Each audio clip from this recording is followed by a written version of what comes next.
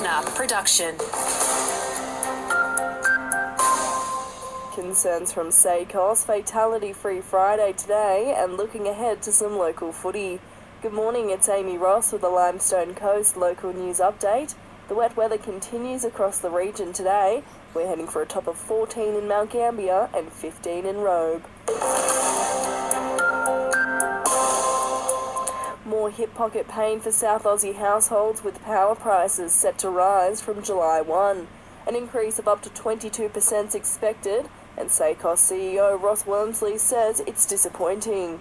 It will come as a big issue for many households. We know across South Australia there are already people who are rationing their energy use in the middle of winter. They're living in cold houses. Club presidents from the Cowrie, Naracoorte, Tatiara League have voted unanimously to reject the proposed Sandful Southeast Football and Netball competition restructure. The proposed changes would see the Western Border League split and absorbed by both the KNT and the Mid-South Eastern League. The KNT League believes the additional 4 sides could threaten the survival of some of the current clubs and has officially rejected Sandfield's proposal. At this stage, the 2024 season will remain a 10-club competition. We have the power to change our behaviour. That's the message from road safety groups today on Fatality Free Friday. New data shows there's more aggressive and unsafe drivers than ever on our roads as the road toll continues to rise. Russell White is the CEO of the Australian Road Safety Foundation. He says everyone using our roads needs to take note. Half the drivers reported that they're speeding or they're using their mobile phones. And of course, not just drivers, it's also pedestrians and cyclists and motorcyclists that are also engaging in some of these unsafe behaviour. To entice some student nurses to continue their careers in the southeast, 2 local health groups are teaming up to spruik some on-site accommodation. The Millicent Health Support Group and Health Advisory Council are currently upgrading the Spartan accommodation for student nurses at the local hospital. The 2 groups want to create an inviting environment that provides a positive experience for the student nurses. The current facilities are nearly 60 years old. More people are signing up to be a part of this year's Limestone Coast Landscape Board's Feral Deer Eradication Program.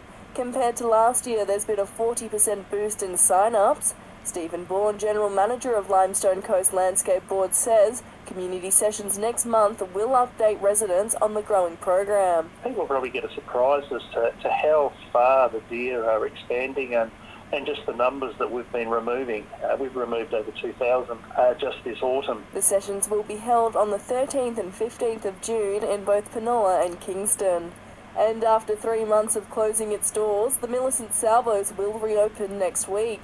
The store closed due to staff shortages, but is now ready to welcome the public back through its doors following some upgrades. After this, there is no turning back. You sip the red can, the story ends. You sip the black can, you enter dreamland. And I show you just how good the truth can taste.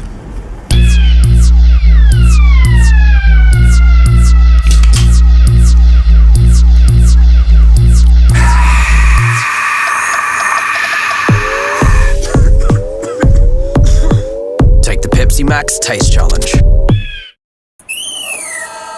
Looking ahead in mid-southeastern footy, round 7 gets underway tomorrow. Hatherleigh is taking on Tantanoola, Port MacDonnell is playing Kalangadoo, Glencoe is up against Nangwarry, Congarong will play Mount Burr, and ladder leaders Robe have the bye. And the Pioneers are back at home again this weekend, taking on the Raiders. The women are on the Wallunda Court at 6 p.m, followed by the men at 8. Now with an industry-leading 6-year cab chassis warranty, Isuzu's ready-to-work trucks. Playtime's over.